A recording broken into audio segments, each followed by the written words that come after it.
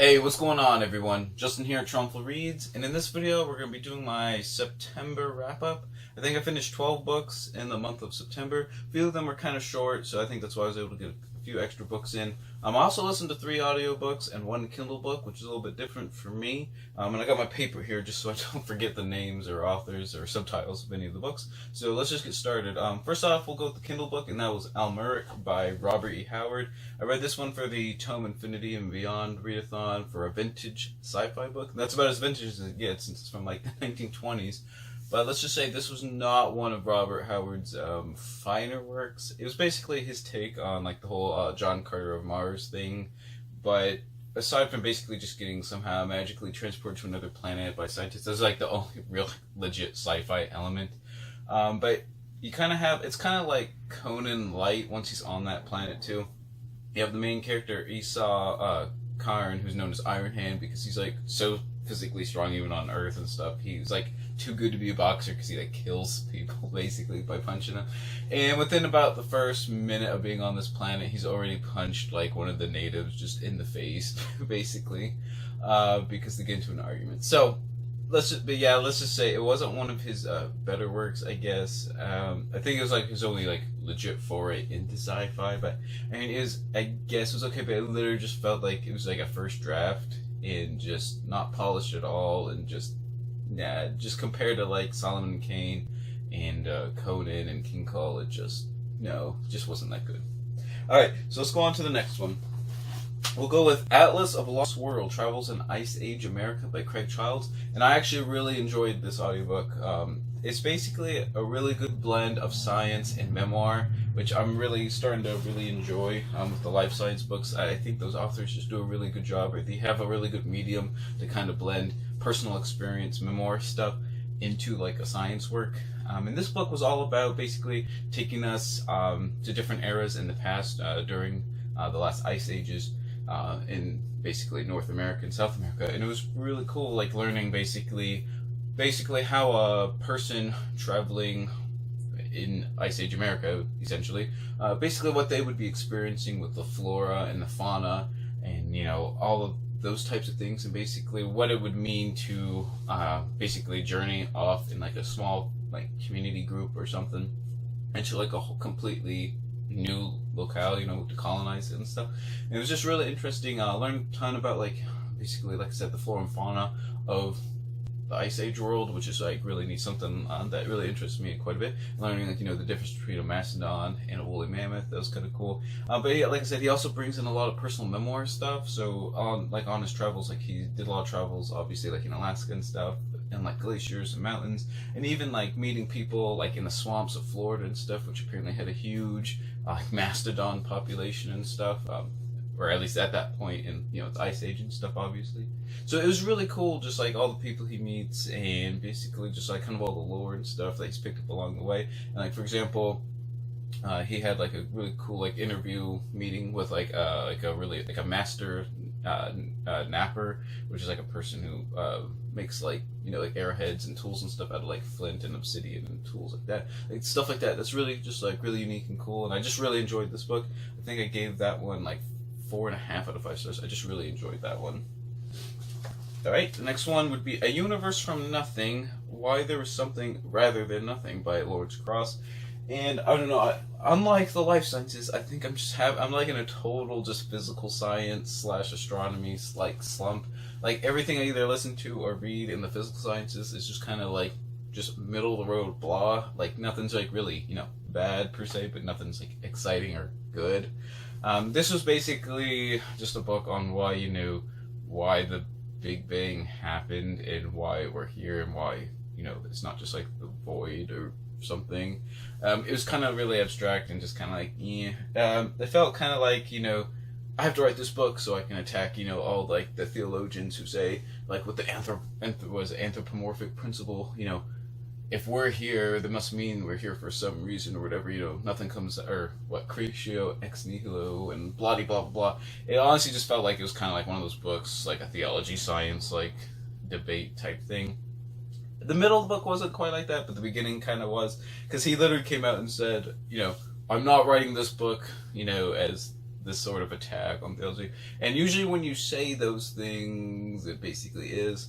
In the end, kind of was the same thing, but it was just really boring, I guess. It was just like a lot of science, but I mean, it was explained okay. I will say he did explain inflationary theory the best I've ever like learned it, I guess. Like, you know, right after the Big Bang, the inflationary period of the universe where it expands like really fast and stuff. I actually felt that he explained that better than anyone else I've ever like read about, I guess, if that makes sense. But everything else was just really boring and dry. I don't know. Maybe the physical science books just like aren't my thing, or maybe it's just astronomy books in general are boring. I don't know. If you have any good recommendations, let me know. And it's funny I kind of say that because this one was actually pretty good, and it was How I Killed Pluto, and Why It Had It Coming by Mike Brown. And even though this was kind of an astronomy book, this was a good blend of like astronomy and memoir, kind of like Alice of the Lost World. It's basically Mike Brown's story of of when he found like a bunch of extra planetary objects such as Setna and I already forgot what he called the other ones. But anyways, they're Kuiper Belt objects that are fairly large, not quite as large as Pluto and stuff. But basically, it raised the debate on whether these objects should be considered planets and what is the actual definition of a planet, because it was kind of vague and abstract for quite a while. And basically, you get into like all these like, you know, the Astronomical Union or the International Astronomical International Astronomical International Astronomical Union. There, I said it. I said it pretty good, like I think on the book review or whenever I mentioned this last time. So not sure what happened there, but anyways, they have to convene, you know, like a world meeting, like they do every like 3 or 4 years, and you know, of course, on this one, that was like what 2007 or 2008, and they have to, you know, come up with a legit definition of a planet. And essentially, because of that, Pluto gets knocked off as a planet and becomes a dwarf planet, along with a bunch of other dwarf planets. But it's interesting because he's the one who found it, and he has probably the most stake in wanting Pluto to be a planet, because that would make his other discoveries planets as well, would make him pretty much the only person alive that has ever found, you know, other extra solar system planets, in our solar system anyways. But even he agreed, you know, Pluto definitely like should not be a planet and stuff. But it was kind of interesting just seeing like the whole like life of an astronomer and stuff, and basically how they actually go about like, you know, trying to gather data and like use it and basically like edit images and compare them and all that stuff, and actually using the different telescopes. And there was also drama where another astronomy team from Spain tried to like steal his research and stuff. So it kind of got kind of convoluted, and it was kind of funny. But like I said, that was a good mix of science and memoir. I just really enjoyed that one. So I think if the physical science books that are just plain just cosmology is just, I don't know, if you have any good recommendations, like let me know, because I've just been like, everything's just been like 3 stars legit for some reason. Alright, so now that we got those ones out of the way, we can move on to some of the other books. Might as well get rid of, or talk about all the other books from the Till Infinity and Beyond readathon, which the Pluto book was as well. I read the second book in the Tales of the Dying Earth by Jack Vance, which is Coogler Saga, and this one was definitely an improvement over the first one. The first one was a bunch of short stories that were kind of loosely related. Coogler Saga is, you could see how they were serialized probably, as essentially each chapter is like one really long sort of standalone short story, but they're all directly related to each other, and it makes one big narrative arc. But it's just really funny, like following Coogler, who's kind of a really crass, just blunt, in your face, like, you know, wizard, who basically, like at the beginning, tries to steal something from another wizard, gets caught, and has to go on this mission, and you know, one thing just leads on to another, and then he's going on like 5 or 6 little mini journeys, basically all over the world trying to do stuff, and back and forwards through time as well. So, but the thing is, he's just so, I don't even know what the word is for him. He's just so, just like, self-preservation. That was the term I was looking for. I don't know why I couldn't think of it, but anyways, he's all about self-preservation. It's always about making deals or just doing anything as long as he can just like live another day and find some way to make it out of whatever this situation, just so he can get entrapped in another one. But as long as he can make it out for the time being, it's all good. But like I said, he's just funny, and I don't know, he was just a really enjoyable character, even though he, like I said, he's all about like the self-preservation and stuff. He's just an enjoyable character to read about. So I'm definitely going to be continuing on with the other 2 or 3 stories in the Dying Earth series. Alright. Another nonfiction book I read was Packing for Mars, The Curious Science of Living in the Void by Mary Roach. And this was my first Mary Roach book, and I'm really glad I picked it up. She writes tons of different kinds of or topics in nonfiction.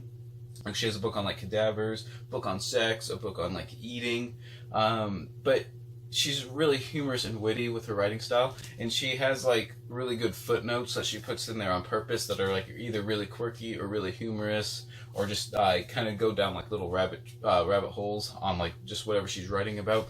I just find them really funny. I really enjoyed it, and like I said, it makes nonfiction really enjoyable, like when you laugh sometimes, and like I said, it's really light, but you still like learn a ton. This book is all about basically how humans, what we have to do basically to survive in space through eating, claustrophobia, sleeping, how we're actually gonna get there, like the psychology of actually being in space, all that kind of stuff. So there's a lot of factors we have to like look into, basically, that you might not think of beforehand, that if you don't prepare for it right now, it's going to cause tons of problems, when you're on the International Space Station or in the space shuttle or in a satellite or whatever it happens to be. But I learned tons from this book. It was really fun, really enjoyable. I'm definitely going to be picking up her other works. I already got one on the way, I believe. Just really interesting, and I plan on reading pretty much all of her works, as they're as good as this one. Alright. The first trilogy that I finished this year, I think, is my first out of 20 trilogies I've started, where I've read either the first or second one, or the first in the series, or whatever. I finally finished the Coldfire trilogy by C.S. Friedman, and this third volume is Crown of Shadows, and you got to see Gerald Tarrant on the cover, all swag and stuff. But yeah, this was an interesting finish to a really interesting, strange, but awesome trilogy.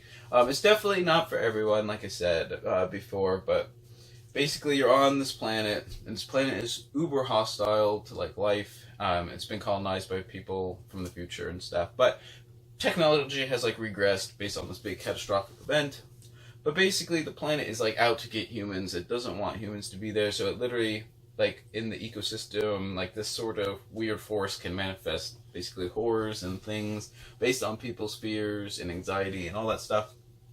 But what you have is this super uber evil anti-hero who is literally evil. There's, like I said in another video, there's literally a scene where you have all the corpses of all the basically women he's killed over the past like 900 years, just in a giant pile, and another character has to like go through them. If that does not tell you how like evil and psychotic this guy is, but he still kind of wants people to succeed. So in like some kind of weird way, it's just like, it's insane. It just is insane, but it's also, there's so many deep concepts, and you're just like, what is going on? But it's in a really good way. There's a lot of flaws in all 3 of the books. I will say probably the second book is the best of the 3. The ending on this one is very, I can't really give anything away, but it's strange. I didn't see it coming, but it was definitely strange. But it makes sense like now that I've like thought about it a little bit afterwards. So but if that sounds interesting, I know that probably wasn't the best selling point at all, but I definitely would give Black Sun Rising a try. It's probably my favorite, just different, unique trilogy or fantasy books that I've read so far. So I just really enjoyed them. I know they're not going to be for everyone. Like I said, there are some flaws. Like some of the characters are kind of square. The first book has a really dumb love relationship, though. I'm not going to say anything else. But anyways, like I said, there's lots of problems, but there's lots of really cool, awesome concepts. Yeah, I should just go try out Black Sun Rising. Make it through the first, I don't know, like third of the book, 'cause the first third is pretty choppy. But once you get past that, it picks up really good. I just think, if you like interesting fantasy, you'll definitely like this series. Alright. And for the last Home Infinity and Beyond book, I read Shadow of the Torturer by Gene Wolfe. And Gene Wolfe is a master wordsmith. I didn't have any idea what was going on half the time, but he wrote it so beautifully. I was just like, he could literally just write about, like, a fly on the wall, and it would just be like awesome, I guess. Normally I don't like style over substance, I guess. This one was just really good, and I think there is some substance to it, but it's just like layers upon layers of like metaphors and symbolism and allegory and stuff. So it's like kind of like puzzling your way through stuff. I understood some of what he was talking about, and I'm not gonna lie, there were a few things I really wasn't sure what the point was or what I was supposed to think about it, I guess, if that makes sense. But I still really enjoyed the book, and I want to just keep reading it. And like I said, Gene Wolfe writes like really poetically, I guess. And it was just really fun to read. I'm definitely going to be going on to the next book, Claw of the Conciliator. Alright, and for one more fantasy book, I read The Dead Indian Wars by Clark Casey. This is the second book in the Damnation series. I really enjoyed this one. I kind of have like a little soft spot now for like fantasy westerns or weird westerns or paranormal westerns.